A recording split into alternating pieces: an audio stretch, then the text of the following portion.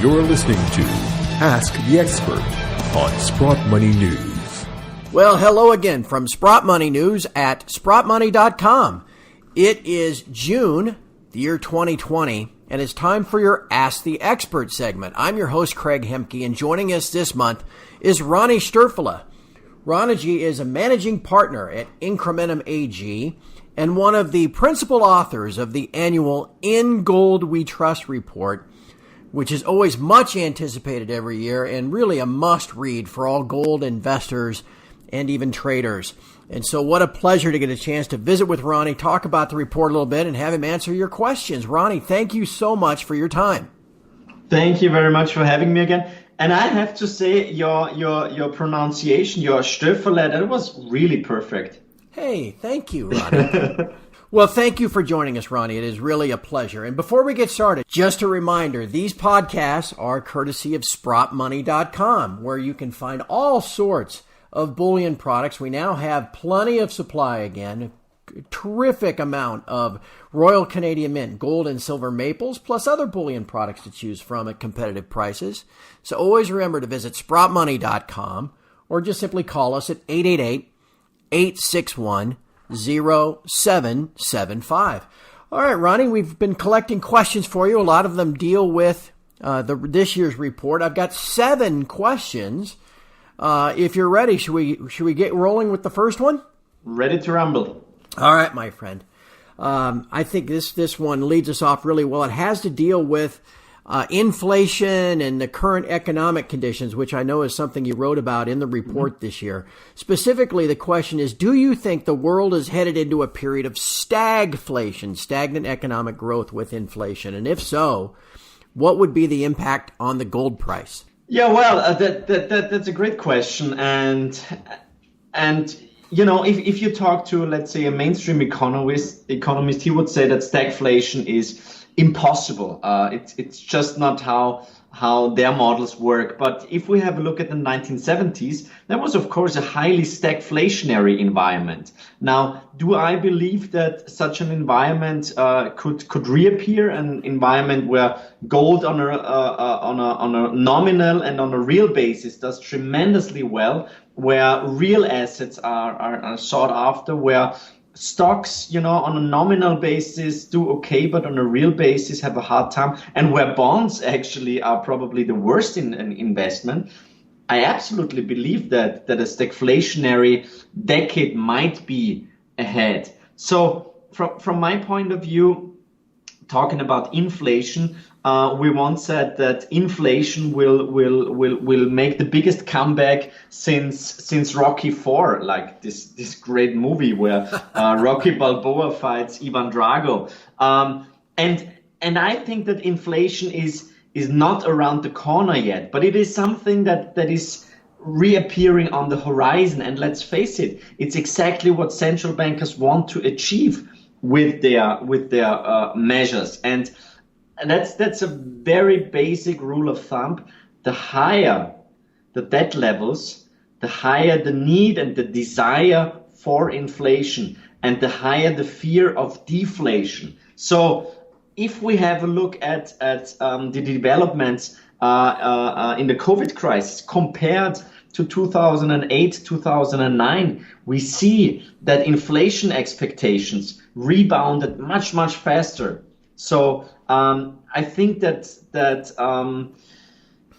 central bankers kind of learned their lessons, so they acted much more aggressively, much faster. So in March for the TIPS, so the inflation protected bonds, the volatility was enormous. We saw that real yield were falling to minus 0.61 on March 5th. And then they rose to plus 0.63 within 2 weeks. And we've never seen such a big rebound in inflation expectations. And this is telling me, okay, the system fears deflation, and it will do whatever it takes to create higher inflation expectations. And if we mix that up with a kind of a lackluster economic development, because I don't see any big growth numbers over the next couple of years, then we are already in a stagflationary environment. And just one last sentence. The average investment advisor now is 52 years old. So he was born in 1968 and did not experience stagflation of the 1970s as an active investor. He was basically a kid back then. Yep. So we should we should expect a stagflationary environment to be an investment environment that basically no professional player knows how to deal with. And I think that in this process, and we try our best to educate people about that, I think within this process, gold will definitely celebrate a big recovery and a big comeback. So yeah, stagflation is the name of the game. And what, in the 1970s, gold went from $35 to what, $800 an ounce? Yeah, 850. Yeah, so yeah. Quite nice. All right. Well, the second question kind of follows on with that, I guess, Ronnie, in that different sense about deflation and the concerns that the central banks have about deflation and liquidity. So the second question is, in order to fight possible deflation, or if it gets out of hand, is it possible that gold might be officially revalued higher? You know, I'm from Austria, but my partners are from Switzerland, and the Swiss tend to be very, very diplomatic. And one of our partners always says, you know, I can imagine that there will be a recalibration of our monetary system.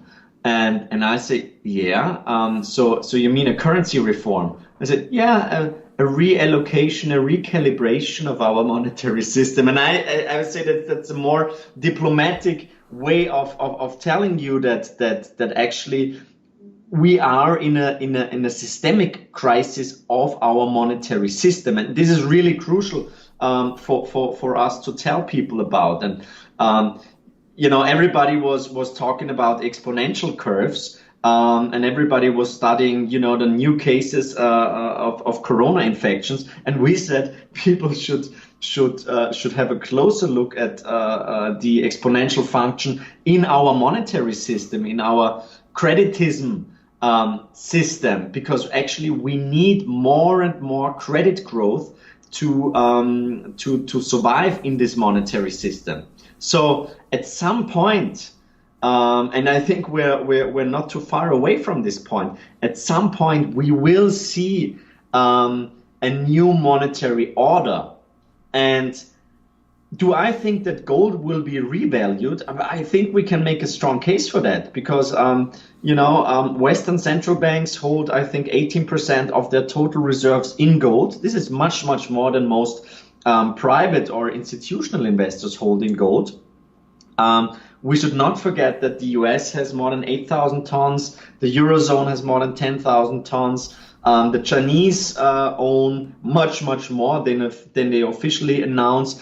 The Russians bought every ounce they could get. The IMF holds more than 3,000 tons. So the most important players, they already have their, let's say, their golden chips. And I think that if there should be a reallocation of our monetary system, and if you study history, you can see that it happens every couple of decades, then I think gold will play a major role, because what is necessary in such a situation? It is necessary to create trust in the new monetary order. And I think that gold is the trust anchor of such a new currency.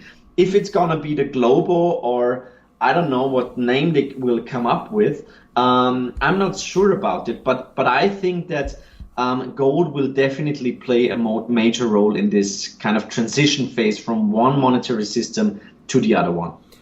Actually, that feeds right into question number 3, Ronnie. It's this was going to be question 5. I'm going to move it up to number 3 now, so we can expand this further. Because the question then was, when the dollar loses reserve currency status, what replaces it, and might gold play a role? Yeah, I think, we are writing about the de-dollarization already for many, many years. And this year, the name of the chapter was The End Game Has Begun. And we've got a fantastic interview with Luke Groman, a really great colleague, and it reads like a thriller. It's really exciting to read this interview because there's so much going on, and if you connect the dots, you can see, okay, there is something big happening.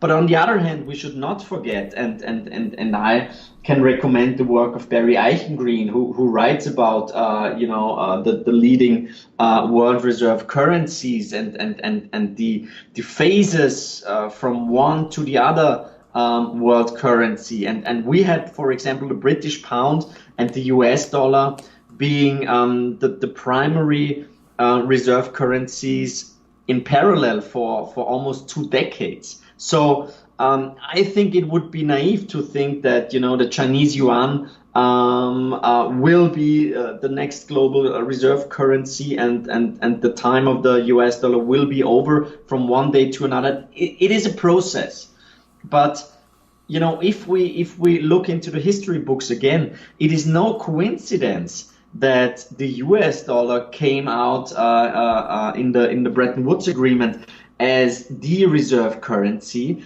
One of the major reasons, of course, was that the US held 29,000 tons of gold, and they also had the German and the Italian, the French gold reserves sitting in the vaults in New York, basically. So I think that in this process of a change in the monetary system, as I've said, gold will play a major role, and we're seeing really on a daily basis signs and deals that confirm this thesis. We're seeing lots of deals being made between Russia and China, between China and Saudi Arabia, between China and many let's say commodity exporters. So there's quite a lot going on, but of course at the end this is a highly political question and a highly political threat for the US, of course. So actually, do I think this will be something that will end without any war? Of course, I hope so. But having a look at the current setup and all the tensions that are building up. And those tensions tend to escalate in times of various crises, economic crises, financial crises, political crises. This makes me quite concerned, I have to say, also as a family father, and I hope that we will try to resolve those things in a peaceful way. Yeah, let's hope so. Like you said, history is not replete with examples of it working out peacefully. So we'll keep our fingers crossed. All right, to the fourth question, Ronnie. U.S. debt and total money supply are about 50% higher versus 2011, but the dollar gold price is still 10% lower. Why? I mean, that's a great question. I think we should not forget that the dollar still is a safe haven currency, and we saw that basically over the last couple of weeks, where in the times of enormous volatility and stress and panic in markets, the dollar surged higher significantly. Now, the last couple of days, it kind of leveled off, but still, I think the US dollar still has the deepest and most liquid bond market and currency market, and it is still holding this role as the world's leading, let's say, fiat currency. But I think it's important to say that, first of all, gold is trading in a bull market in every currency, and gold made new all-time highs in every currency but the US dollar. And from my point of view, new US dollar highs are only a question of when and not a question of if. But it's not only gold versus other fiat currencies. It is also gold versus the stock market showing relative strength. So gold is outperforming stocks. Gold is outperforming the bond markets, which is another confirmation. Then we see that mining stocks are actually outperforming gold, which is another confirmation. So the market breadth is fantastic. And Bob Farrell, the strategist, he said markets are strongest when they're broad and they're weakest when they're narrow. So this is a bull market that you can go on the beach and relax. I think it's a stealth bull market. And of course, you referred to the debt situation. I mean, let's not forget it. We are reaching in industrialized nations. We are reaching debt levels that we used to see in banana republics. So those debt levels they're not sustainable. Of course, we should not forget it's an election year in the U.S. So expect more to come. Payroll tax cuts, mortgage deals, business credit. We should not forget that it's not only the president who will be elected, but also the whole House and 1/3 of the Senate. So it's not a year where we will see, let's say fiscal conservatism. And I think the numbers, they are just staggering. Between 2007 and 2014, Fed total assets increased by 5 times from 900 billion to 4.5 trillion. From my point of view, the Fed balance sheet will hit 20 trillion probably within the next 12 to 18 months. So the Federal Reserve will give power to support all sorts of assets. At some point, they will also buy stocks. We would just have to amend the Federal Reserve Act. And this has been done already 4 times. So I think, and this is the concern that I have, the whole crisis leads us, of course, to more debt and more interventionism. And it also leads us to less free markets and less capitalism. So I tweeted out a while ago, I feel a bit like in the novel Atlas Shrugged. So this is one of the long-term concerns that I have, this kind of zombification of our economy. Yeah. Let's move on to question 5 then, Ronnie. It kind of tags on to the discussion of gold, I would imagine. But your report this year is very bullish on silver. Can you explain your optimism? Yeah, first of all, it is a fundamental case that we are making in the silver market. We should not forget that out of 8 sources of supply, 6 are basically stagnating. So I think from a supply side, this is kind of a bullish case. From a demand side, I think the market that will really move the needle will be investors' demand. Now, why do I think that investors will at some point realize, let's invest some money in the small brother of gold? I think that, with those historic undervaluations of silver, and, we saw the gold-silver ratio at 125 in March, which was an all-time high. Never in history we saw a higher gold-silver ratio. Now, this has basically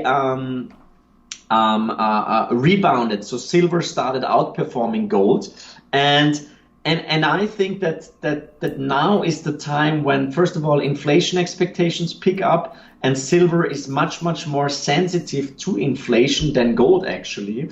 Then I think that at some point many large investors will realize, well, silver is actually a bargain.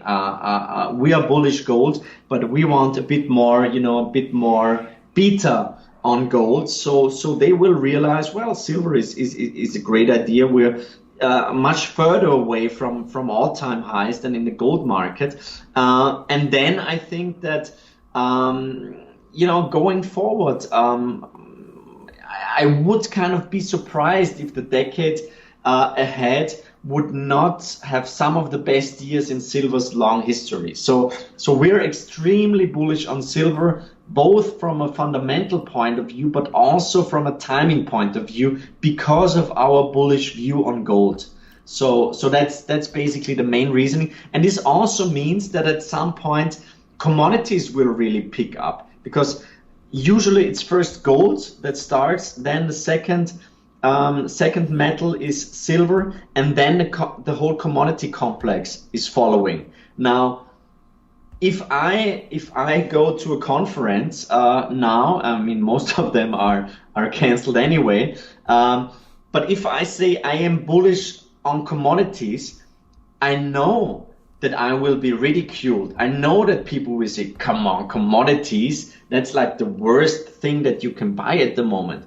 And this is a great confirmation, because the best investments, they really hurt.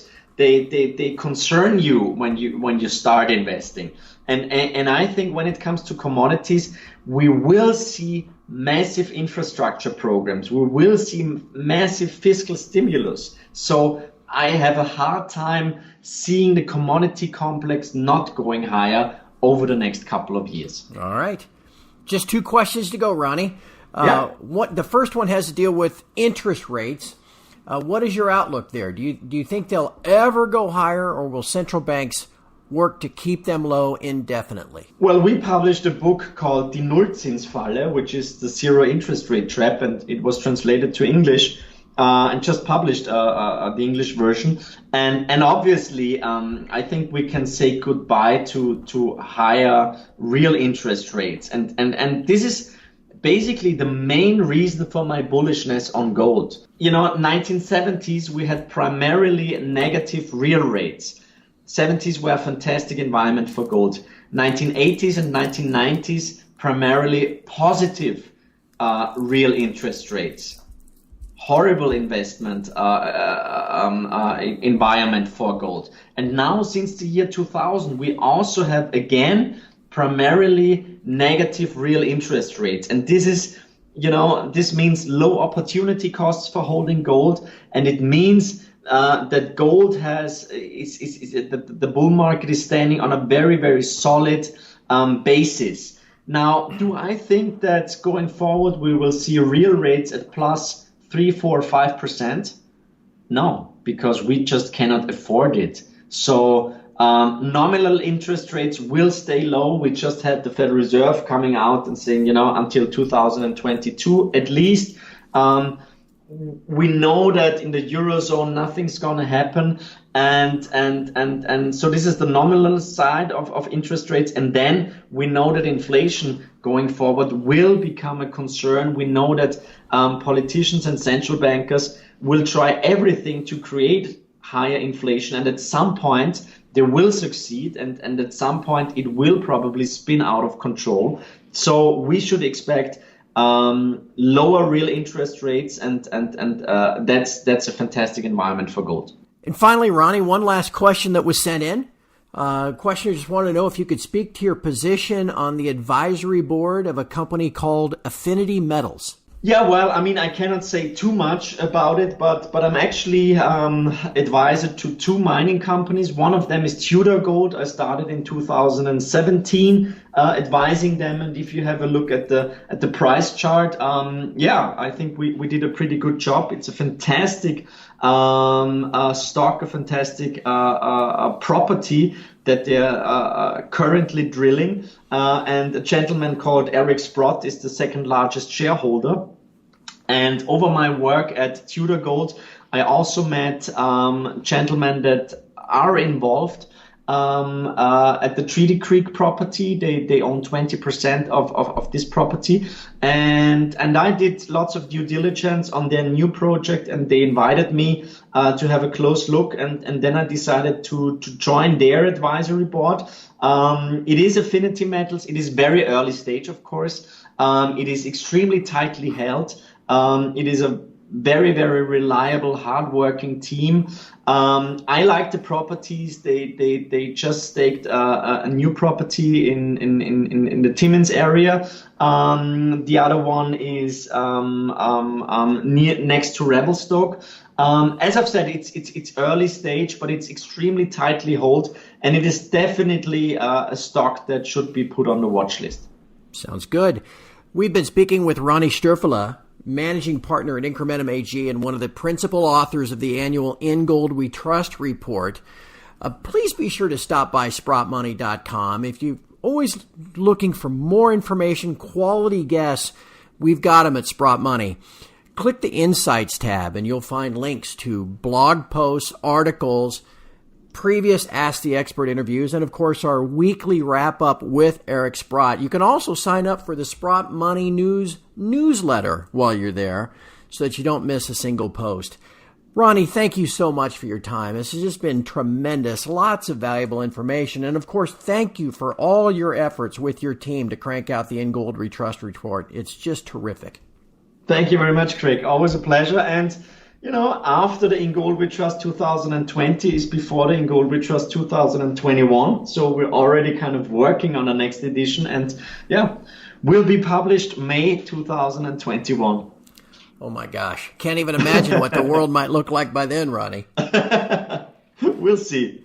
Well, again, thank you so much for your time, and thank you everyone for listening. We'll have another Ask the Expert report next month.